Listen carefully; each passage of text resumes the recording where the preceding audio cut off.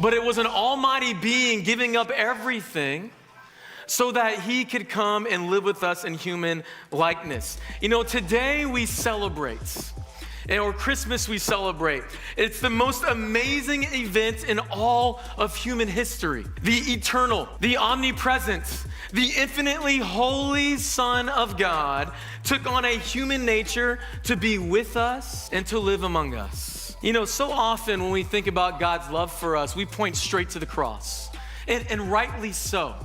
But today, I want you to think about something else. Would it have taken Jesus more love to give up his human self and die for us on the cross? Or would it have taken Jesus more love to give up his heavenly being self to become human for us?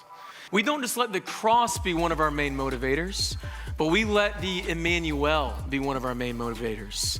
And that the fact that God was willing to make himself nothing becomes a daily part of our walk with God. God becoming man is like you becoming an ant, okay? Imagine if you became an ant-man. They didn't laugh at that at the 9 a.m. I appreciate the silent chuckle, you know what I mean? I gotta get my dad joke in. But not that kind of ant, but of course this kind of ant, right? Where you go from being 6 feet to 6 millimeters. You go from an 80-year lifespan to a 8-week lifespan. And the question is, what would you do for the person that you love most? Would you be willing to die for them? Would you be willing to become an ant for them? You see, God the Son, he didn't become man because of his love for God the Father. God the Son became man because of his love for us, his love for the ant. So the question isn't, what would you be willing to do for the person you love most? The more appropriate question is, what would you be willing to do for an ant?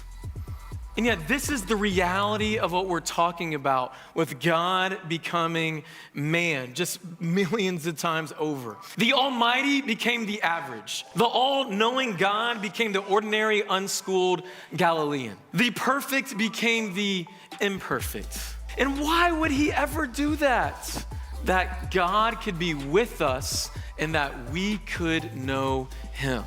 Jesus is going that way, so I'm gonna follow Jesus that way because I wanna be with him. Everything else comes from life with God. And this holiday season, I just wanna encourage you and put this on your mind. Let your first orientation evaluate it. Is my first way I view God wanting to be with him, or is it other things?